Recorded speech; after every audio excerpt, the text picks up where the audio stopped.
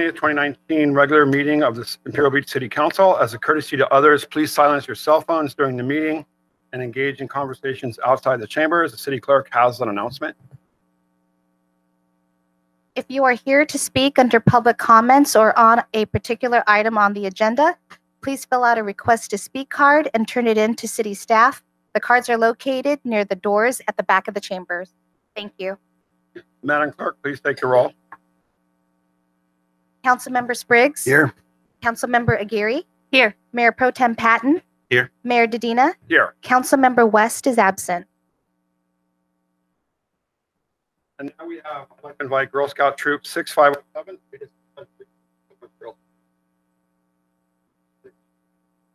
What a group.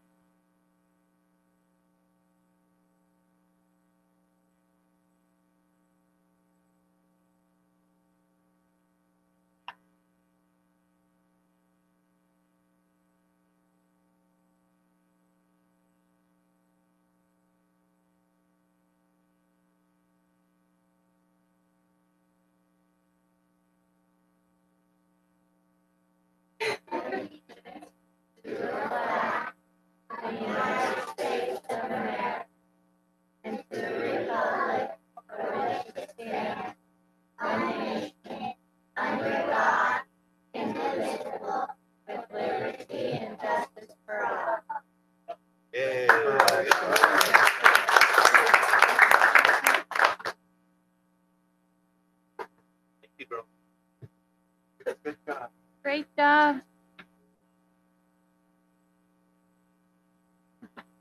Now we have council comments, starting with. Thank you, Mr. Mayor.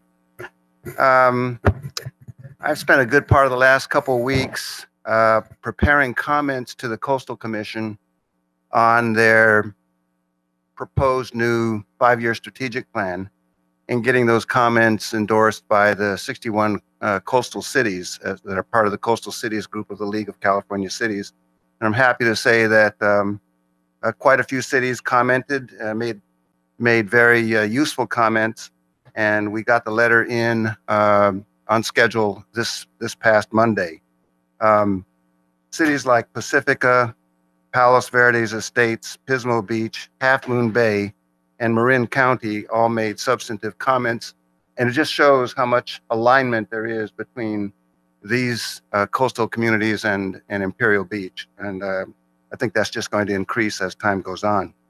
I will be attending the San Diego Climate Summit next Tuesday, and the League of California Cities Housing, Community, and Economic Development Policy Committee meeting next Thursday in Costa Mesa. That's it. Councilmember Aguirre.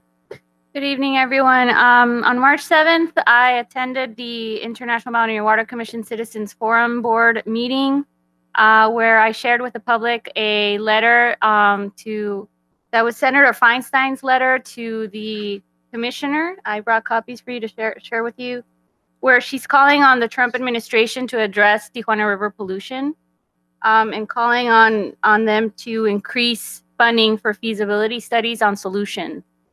We'll have that letter entered into the record if anybody wants to read it or access it. And then yesterday, the Metropolitan Transit Service Board released the results from their survey in preparation for a potential ballot measure. And they found some really interesting information. They found that 70% of local voters support a half-cent MTS sales tax measure. They also found that 69% of local voters have a favorable perception of MTS. And the top 5 priorities that they found were that improving roads to support transit services, 68% wanted connecting the trolley to the San Diego International Airport, 64% supported improving safety at bus stops and trolley stations, including lighting and added security, 64% supported increasing transit services, connecting jobs with housing for lower income residents, and 60% improving door-to-door transit services for seniors and disabled people. So just wanted to share that with you. We are, I'll be attending tomorrow the board meeting, and we're going to discuss this item and next step. And that's it. Great, thank you. Yeah, pretty simple week for me. Past couple weeks, I did go to the South Bay Union School District's district champions, where they honored teachers, staff, students, and community members. And Bayside STEM Academy, it turns out, beat a school from Solana Beach, so that was pretty impressive in a science project. And the next 2 weeks coming up, the South Bay schools are going to be on spring break, so keep an eye out for all the kiddos on the road or on the sidewalk or on the street or at the beach. Great, thank you. Yesterday, I was invited to attend Oceans Day in Sacramento on behalf, and the trip was paid for by the California State University System. I was a featured speaker at the Oceans Day. There's always a luncheon. Was able to talk about coastal adaptation issues with Jack Ainsworth, the head of the California Coastal Commission, and then a couple of scientists that worked with Dave Revel and studied with him at California at UC Santa Cruz. Very well received. A lot of high-level government officials in the meeting, so that was great.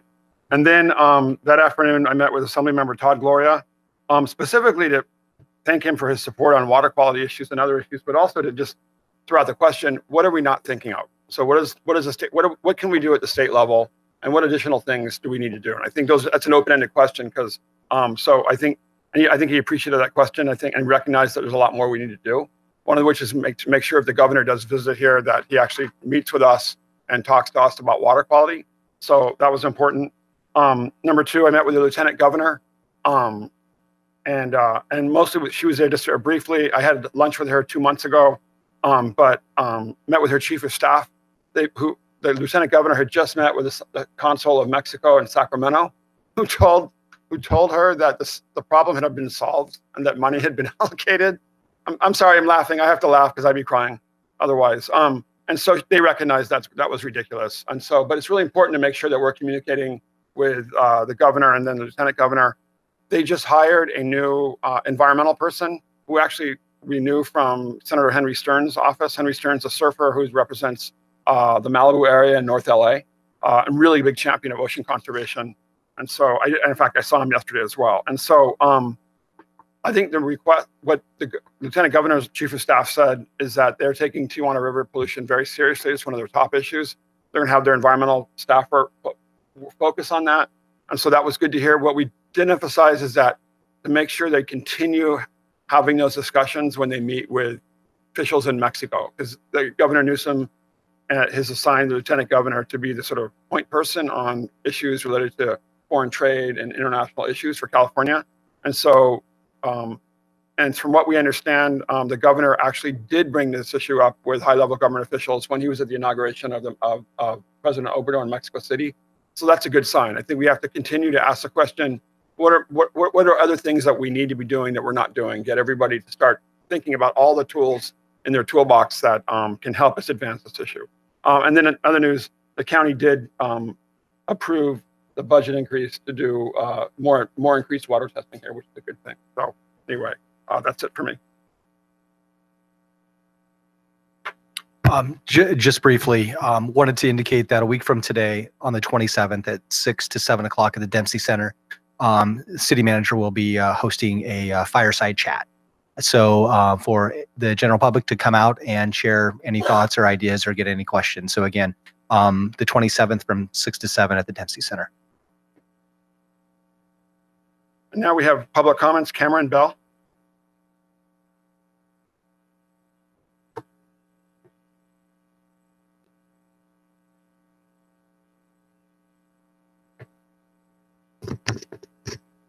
Good evening, everyone.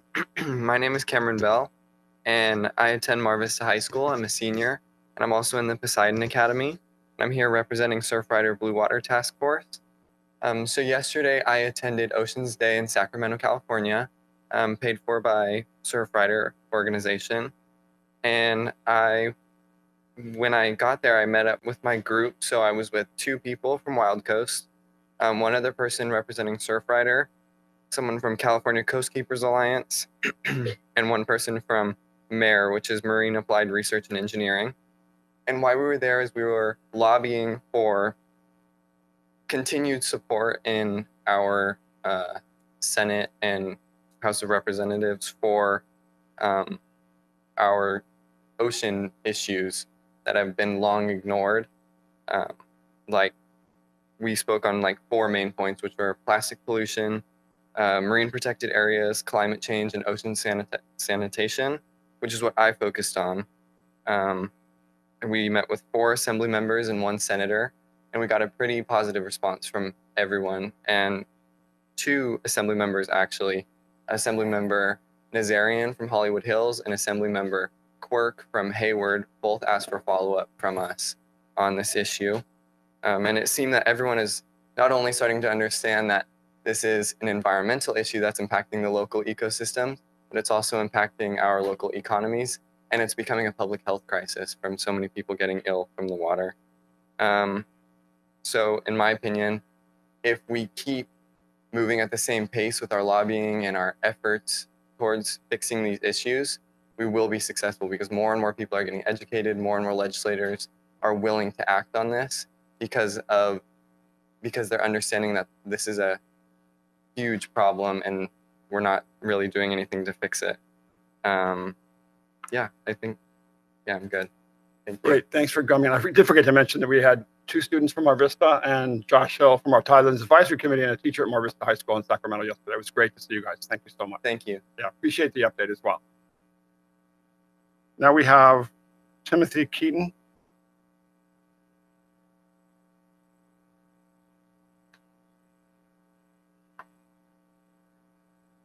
Good evening, Mayor Dedina, members of the City Council, City staff, people of IB. My name is Tim Keaton. I'm an Imperial Beach homeowner and taxpayer. Congratulations to the city for weakening the managed retreat language in the January draft of the General Plan Local Coastal Program, or GPLCP. The loud and clear voice of the people was heard. However, managed retreat still remains as a potential strategy, just not for the foreseeable future.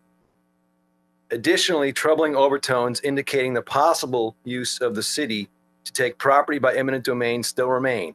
For example, the GPLCP contains language regarding the economic lifetime of coastal buildings and properties. Useful economic life is a phrase associated with a property appraisal, a property fair market value, which is a necessary precursor to taking property by eminent domain. Additionally, there are many groups and organizations active in IB today, such as Surfrider and the California Coastal Commission, that endorse managed retreat for IB. Why not settle once and for all the matter of managed retreat while settling the minds of concerned IB home and business owners? Do what the city of Del Mar has done. In addition to simply downplaying managed retreat in the GPLCP, pass an ordinance or resolution specifically rejecting managed retreat and listing the reasons for that rejection. The people of IB are just as good as the people of Del Mar, and they deserve the same peace of mind. We could even use the Del Mar ordinance as a fill-in-the-blank template. Please make this an agenda item for the next city council meeting. If managed retreat is not the answer to coastal erosion, and retreat is almost never the answer to anything, what do? Well, we go on the offensive. The Citizens for Coastal Conservancy is comprised of concerned locals with backgrounds in science, engineering, military service, and the business community, all interested in improving the quality of IB's coastal resources for everyone. Here's their solution. Clean up the river valley, remove the trash, dredge the riverbed, and let the clean, pure, fine white sand that is currently trapped in the river valley flow down to the beach. Thanks. Mr. Syverson?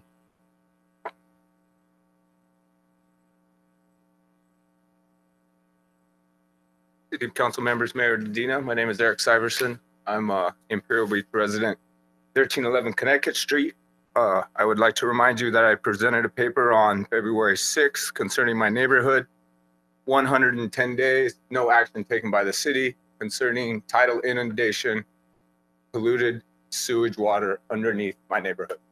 The SLR is flawed. The maps are not modern. In addition to that, Concerning the mayor's State of the City address, I continue to hear that the city is poor beyond means. The mayor testified on December 3rd in a presentation to the State Lands Commission that we are so poor, we have zero money. I have the transcript here. If we are so poor, how much has the city spent on the 2 lawsuits initiated by the mayor? I know it has cost us $30,000 for lack of leadership concerning splitting this district, the city into districts. He was in control during the 4 years. That did not happen. I would like to know any costs associated with the countersuit filed by ExxonMobil. I would like to know if Mayor Dedina, City Attorney Leon, City Manager Hall have been disposed in Tarrant County by ExxonMobil by Patrick Conlon. I would like to know the cost of that. Has the city incurred that cost? Is the city exposed to any other counter lawsuits due to the big oil legislation initiated by Mayor Dedina? In addition, Mayor Dedina continues to present with Dr. Ravel managed retreat on behalf of the city. He did so in front of the State Lands Commission on December 3rd, along with Paloma Aguirre from Wild Coast. There was a member listed, not named, as the environmental head of this Imperial Beach Department, which I will assume is Mr. Chris Helmer back in the back row. I've spoke to Mr. Helmer about this. The SR is flawed, as I has pointed out on February 6th. It is absolutely flawed. I would love to debate Dr. Ravel about this. In addition, in this same testimony, the mayor calls for the State Lands Commission to join in the big oil lawsuit and also calls for the State Lands Commission to join in the Port Commission in creating a mitigation bank in Pond 20, which, if happens, would bring water closer to our main arterial highway, Route 75, and expose us to even greater tidal inundation and flooding, which our lawsuit claims we are trying to avoid. I have 35 seconds, so at this time, the mayor continues to ask for binational investment and resources to Mexico. Before the council votes on the emergency declaration tonight, I would ask that the mayor and Paloma Aguirre release the 2016 solid waste working group report on a $100,000 contract performed by Wild Coast in Mexico concerning tire removal. Their report indicates it's very difficult to work in Mexico, and I would like that information public before the city votes on its declaration. And I would like any binational support, any binational resources, any direction of resources, city or otherwise, as indicated by the mayor, to be removed from that declaration at this time. Thank you. Thank you, Mr. Iverson. And I will see you tomorrow at the State Lands Commission. You should have told people that the Lieutenant Governor is going to be at MC Holder March 22nd at 7:30. Thank you very much. Now we have consent calendar items 2.1 to 2.5. Oh, we have, I'm sorry, Dante. Sorry, Dante Pimentuan. No. Good evening, council. Good evening, mayor. God is good. Beautiful week. Do you guys see all the butterflies out there in the valley? This is absolutely stunning. My mother-in-law went out to the desert down in Borrego Springs, and the flowers are just blooming. It's absolutely beautiful.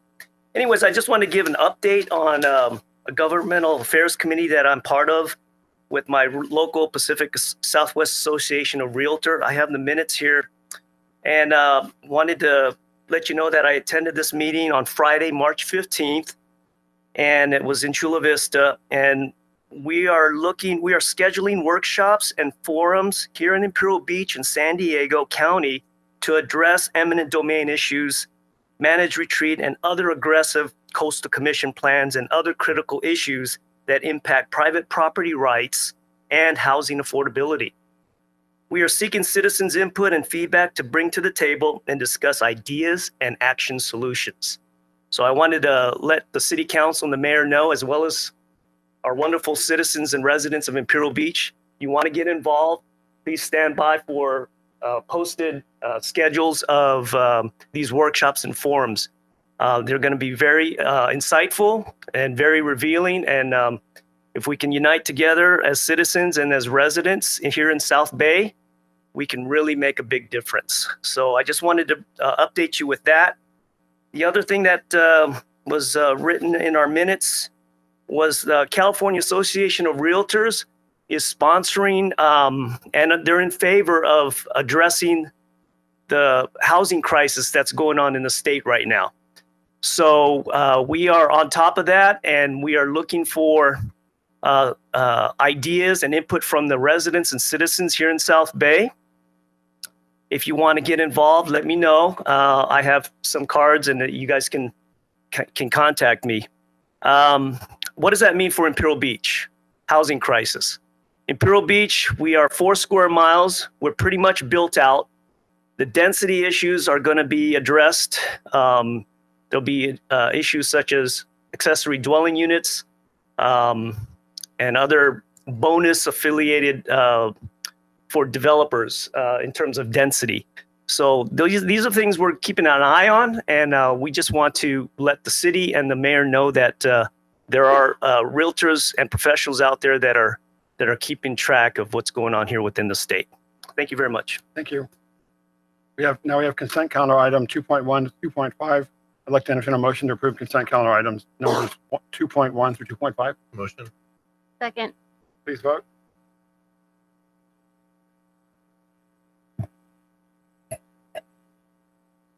Motion carried unanimously by those present, West absent. Now we have public hearing 4.1, and that's public hearing on resolution number 2019-825 of the City of Imperial Beach, adjusting the regional transportation congestion improvement plan fee for fiscal year 2019-2020. The public hearing is now open. Public Works Director Minicelli will give the report. Thank you so much for being here. No problem. Good evening, Honorable Mayor and Council. I'll keep this brief. We do this on an annual basis, so this is a regular thing we do. So the regional, let me step back here. We have a staff report and reso before you looking to adjust our regional transportation congestion improvement plan fee. We call it the RTCIP fee. This is the fee charged for a new residential units constructed within the city. The fee was previously $24.83. It'll move up 2% to $25.33. And that's basically the requirement per sand egg for this fee. And we've been collecting this fee since 2008. The next public hearing will talk about what we spend the money on. Great. Do we have any public speakers? No, Mr. Mayor. Questions, comments? All right. Thank you so much. I'd close the public hearing and entertain a motion to adopt resolution number 2019-825, approving the increase in the RTCIP mitigation fee charged for each new residential dwelling unit constructed in Imperial Beach in fiscal year 2019-2020 from $2,483.48 to $2,533.15. Second. Please vote.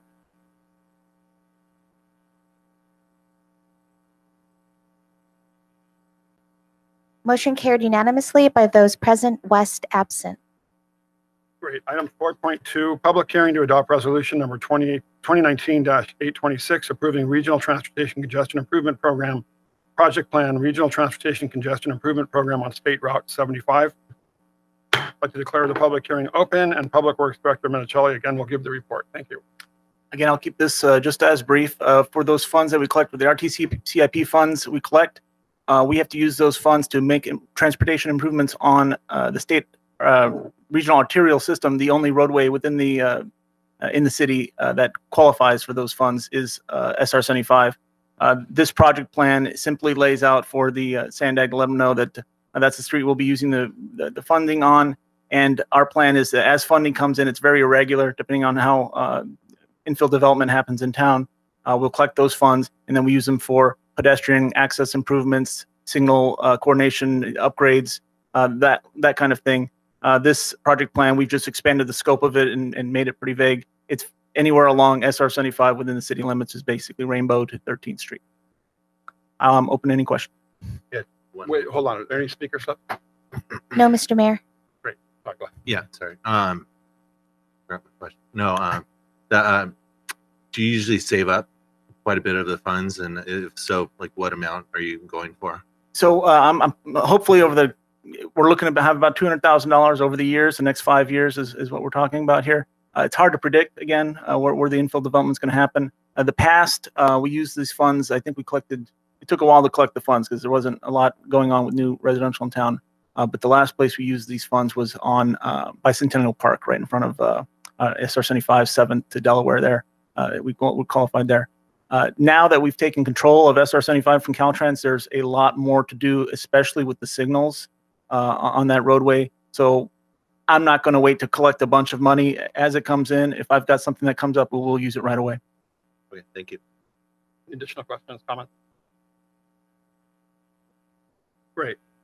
I'd like to close the public hearing and like to entertain a motion to adopt resolution number 2019-8026, approving the RTCIP project plan to design and construct vehicle, bicycle, public transit, and pedestrian circulation improvements and traffic signal upgrades along and across SR 75 at signalized intersections from Rainbow Drive to 13th Street. A motion. Please vote.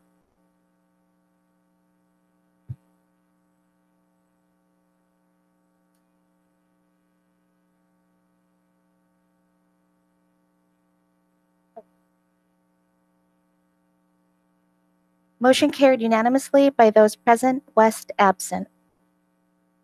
With that, we'd like to adjourn the regular meeting. Thank you.